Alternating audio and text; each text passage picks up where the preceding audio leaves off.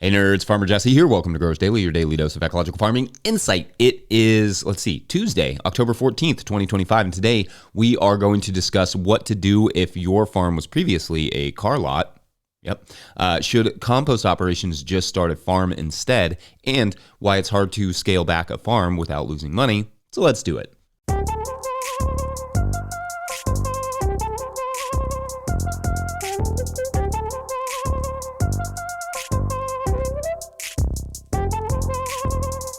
All right, everyone, welcome to Tilth Tuesday. Every Tuesday this year will be brought to you by our friends at Tilth Soil. If you're looking for compost or propagation mix, check out tilthsoil.com. Link will be in the show notes. I hope everyone is having a good week so far. It's only 2 days in, so in theory, if it's not going well, there's time to fix it. So that's nice. My week is off to a decent and normal start, I guess, where yesterday I decided to finally harvest the broom corn, not for brooms, but for seed. Broom corn should be harvested pretty green, but I just never got around to it this summer. And also I only had like 3 or 4 that were good. And I've heard this about broom corn, that a lot of the seed, just is super variable. So you only get a handful of good broom corn out of a stand. So I was like, maybe I'll save seed on the good broom corn and see if I can get a better stand next year. Anyway, I did that, and I figured I could get that job done in like a really short amount of time before I spent like half the day on it. But anyway, we're cruising along into October nicely, and I'm feeling good about it. But I gotta say, there is a lot of flooding in North America right now. I saw 4 stories of flooding in different areas this morning, from Alaska to California to Mexico and to New England area as well. Heavy rains in the fall can be brutal because there's just not quite the same level or number of thriving, thirsty plants in the fall that can absorb and utilize that water. When we got like 4.5 inches of rain last week after 2 months of drought, our farm suddenly turned to quicksand, or more like quick clay, I guess, in a way that it doesn't really do that in the summer and spring when we get heavy rains. So anyway, heavy fall rain can be really hard to deal with on a farm. So sending our love to everyone dealing with that this week. Unrelated or possibly related, if you want to send us how your farm is going in a flood, please keep sending in your 20-second farm videos to farmermike@notillgrowers.com. I, in fact, loved the Earthway cedar one yesterday, where they opened it up and found like a little spider nest inside of the Earthway. Jumping spiders love Earthway cedars, and we always run a string down the chute before seeding because all the seeds will just build up on top of that nest. I'm not convinced the Earthway isn't built by a jumping spider, to be honest. Just saying. All right, so today I thought we could discuss a potential loophole in the compost facility world that may have a somewhat beautiful symbiosis to it in regards to other farms, depending on your local laws, of course. To back up, yesterday I talked about some of my takeaways from the Kentucky Composting Conference, but I wanted to share one that I thought might affect both farmers and composters in a positive way, but you will have to do your own research on your own composting laws in your area, because waste management laws, which is what composting is considered, can be different not only by state but by municipality. Anyway, the big takeaway that I had was that composting operations could maybe just start farms. What I mean is that there is a certain amount of composting that is allowed to happen on any old farm, right, without regulation. Like you, farmer, are allowed to compost some amount of material that you produce, and in some cases, materials brought in from other places. Carbon sources, for instance, are widely considered okay to bring onto a farm. Wood chips, rotten hay, that sort of stuff. In some situations, bringing nitrogenous materials like food waste or manure will also be okay, as long as it doesn't then leave the farm or it doesn't become like a stinky nightmare. Anyway, the idea being you're bringing in fertility and you're allowed to do that as a farmer. But if it can't leave the farm, you might ask, how could I turn that into a composting operation? Well, good question. What if it didn't need to leave the farm? So hear me out.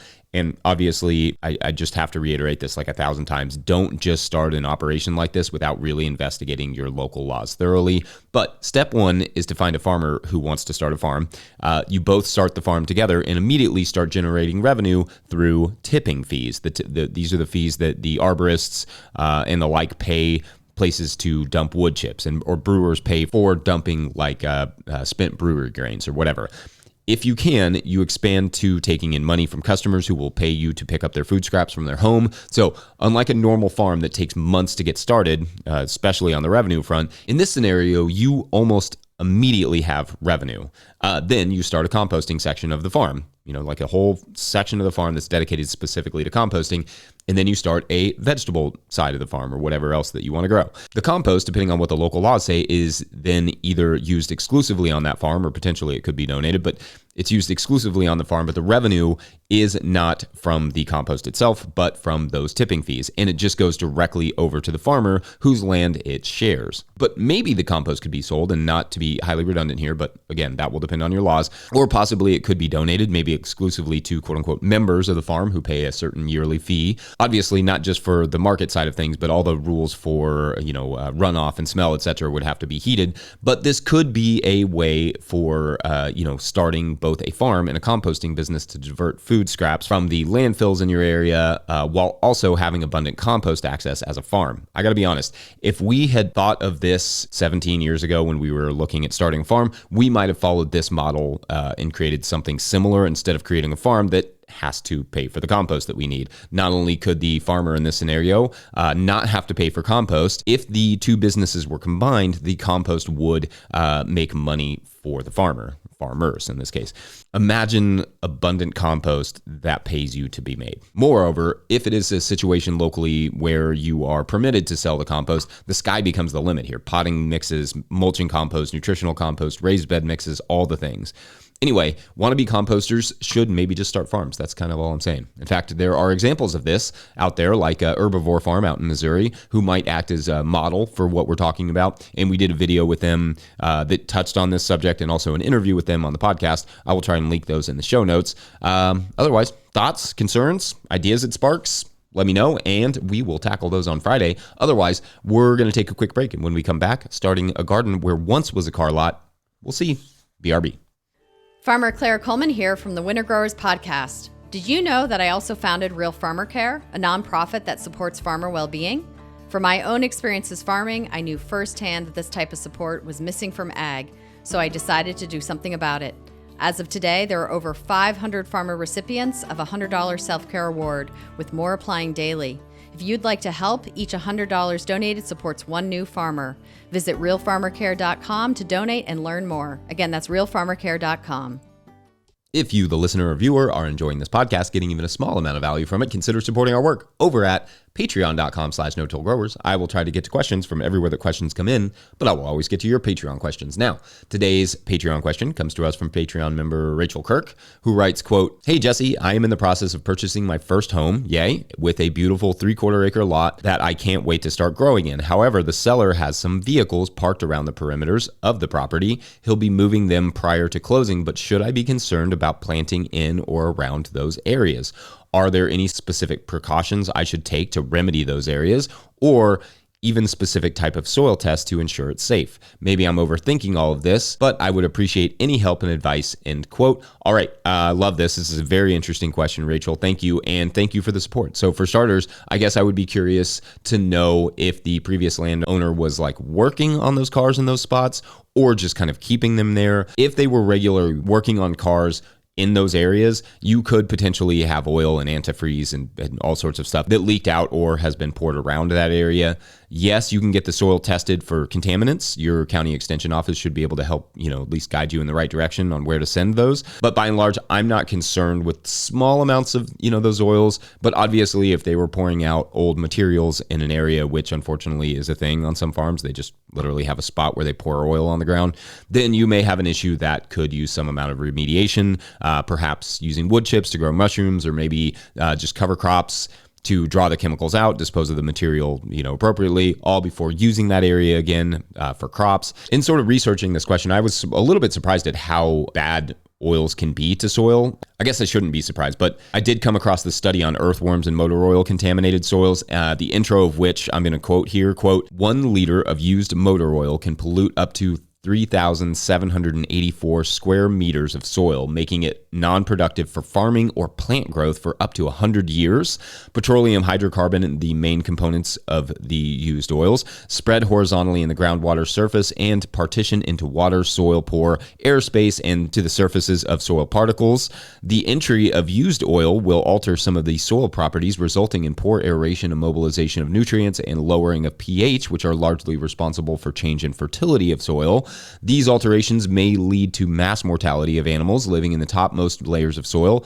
ultimately disrupting biological equilibrium of soil. Thus, soil becomes less productive when exposed to used motor oil. Used oils are, therefore, considered as one of the most hazardous mainstream categories of environmental pollutants, posing a major threat to the environment and public health, end quote. So that's fun. That's not great, especially in that volume. Again, I think having it tested is not the worst idea, but also on top of any potential chemical or oil residue, you will have to consider compaction. Cars are heavy, sure, but they are also shady, meaning that for the duration of the time that they've been parked there, nothing has been growing underneath the soil, which generally, roots decompact the soil. So if there's nothing there, it's probably getting even more compacted than if something was growing there. So you will also have to have a plan for addressing, any compaction and lack of organic matter in the area. Now, I do feel confident that you can get the area up and running as long as contamination levels are low or of course, preferably non-existent. Just start with the test and expect to do some decompaction, possibly some soil remediation before really diving into the gardening side. Great question, and great questions is always flowing in right now, Patreon members. Please keep those fun, specific, situational questions coming. Also, keep questions coming, general themes. I love covering stuff that is farm adjacent, but maybe not specifically like dense farming stuff. So feel free to put those in as well. Otherwise, we're going to take a quick break, and when we come back, lessons in farm scale, BRB.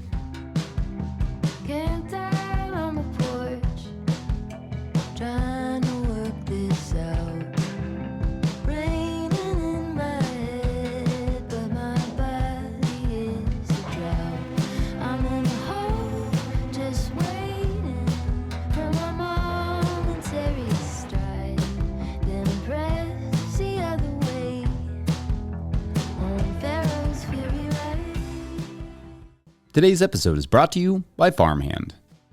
Renewal season is here, and the work you put in now is what brings members back next year. Ari Memar, founder of Farmhand and a guest you've heard on this podcast, has worked with regenerative farmers to create a playbook that turns renewal season into a growth season. One farmer, Melanie at Shake Fork Community Farm, brought in $40,000 in renewals in just 2 weeks using this strategy. Now, Ari and Melanie are sharing the exact approach in a free live workshop and downloadable playbook. Watch on demand and get the playbook at farmhand.partners/no-till. That's farmhand.partners/no-till. All right, back to the show. All right, so as I've said several times already, we pulled back quite a bit on the farming this year so that I could start the show that you're watching now or listening to, and frankly, figure out how much we could actually do with this particular added labor. And honestly, I figured out that we could probably do a fair bit more than we did this year. So in that way, we're looking to expand our operation up just a little bit next year. The challenge, though, is scale. Basically, one of the big takeaways was that it didn't cost us a whole lot less to scale back to 1/4 of an acre or whatever we grew this year than it did to just grow the entire acre. I mean, the difference was, just a couple $1,000s in material like compost and potting soil and seeds, but maybe not even that much. Like, I've broken this down before, depending on how you divide your expenses up. A farm cost, and this is entirely arbitrary and depending on your local taxes and what you all need to insure, $10,000 or so per year just to own it, just to own a farm. Yes, just for it to sit there. Our insurance, especially with tunnels, a house, and an important, outbuilding that we use, is around $6,000 a year, plus state taxes, plus some general utilities that are just required for it to exist. Then add in, seeds, more water, more electricity, compost, fertility, tools, repairs, delivery vehicles, fuel, all the stuff. And it's basically $15,000 to $20,000 per year to just run a farm, especially if you're doing a farmer's market. That's another, $1,200 or more. So that is the revenue that you need to make before you have made any money, before you can pay even yourself. But the nice thing is that number doesn't change a ton beyond that. Like, seeds are not crazy expensive, for instance. So buying a few more of those is not a big deal. Depending on what you're growing, the difference between an acre and a 1/4 acre, is maybe $500 or $1,000 in seeds or whatever. Fertility is a little bit more expensive, but again, you can get creative with it, and it will depend on what you're growing. Cover crops, for instance, aren't costly at all. And if you're, making some of your own compost and then just buying the rest in bulk, it's not crazy either to just add a little bit more and get a slightly bigger load. Although for sure, you should start small and figure out what you can afford when you're, just beginning. You should also figure out as fast as you can what your baseline expenses are, because there will be a point at which if you make below X dollars in a season, you are just spending money to farm. And for some, that will be fine. I mean, I suppose, but just as a hobby. But as a business model, it is perhaps less than ideal to make less than you spend.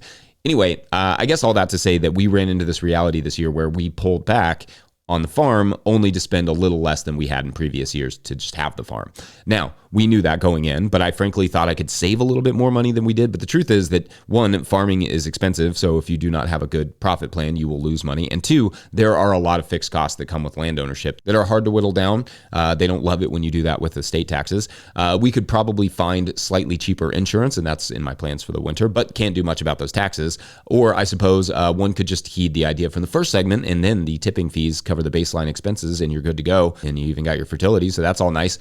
Anyway, what say you all about this? Have you run into this reality yourselves? It's not get big or get out exactly, but it is certainly be productive or don't bother, or maybe be productive or expect to be spending money to just own a farm. Anyway, I think I'll end it on that and let you all carry on the convo in the convo section. Don't forget, No Till Growers is now officially a nonprofit 501c3, so donations are tax deductible and greatly appreciated. You can learn more about how to do that, maybe get an end of the year tax break if you need one, in the comments section. Please make sure to like and or subscribe and or follow wherever you're getting this podcast. That's an easy way to help us out as well. Enormous thank you to all of our show sponsors. And if you'd ever like to sponsor this show, you can reach out to Farmer Michelle at notillgrowers.com. Tell her we said hi. Huge shouts to Willie Breeding for the theme music and Mike Hilbert for the production help and editing. Also, shouts to Epidemic Sound for the background music that you can hear.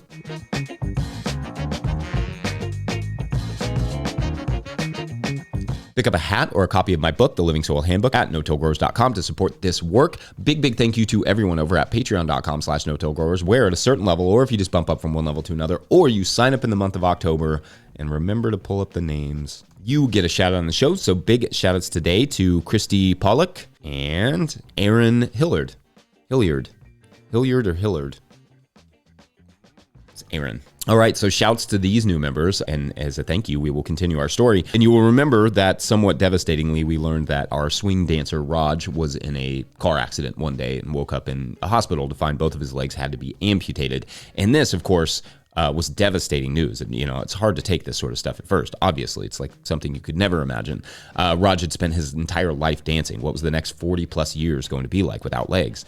The doctors and nurses were great with Raj, and they spent a lot of time discussing advancements in prosthetics and working on his mental health and, you know, different options he could try. And they really cared about Raj, and he felt great about that. However, as he was finally leaving the hospital, one young doctor slipped him a card and said, give this number a call. They may have something that could help you out. And Raj was like, you know, sorry, I don't really do drugs, thank you, but like, you know, that's not really my thing. And the young doctor laughed and he said, this is not drugs, friends. This is a group that grows legs. And that is for tomorrow on Growing a Dance. The title's way better than that, I promise. Anyway, thanks for watching and or listening. We will see you tomorrow. Bye.